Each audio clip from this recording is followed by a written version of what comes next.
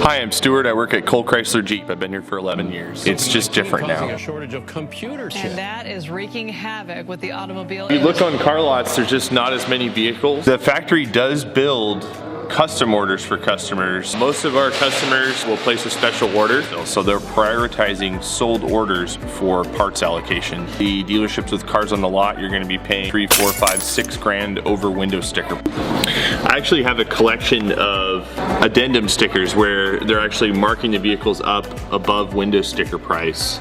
Well, it's insane right now. You can just see, I mean, this one's $6,000 over sticker price. The factory order is you're not paying any additional markup. Hard to find right now in the car business, so they're letting us know which items are not available, so you know fully what's going on before you place the order.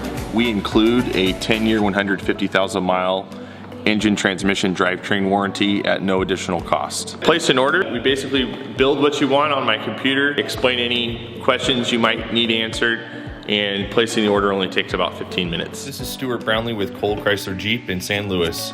Give me a call if you have any questions.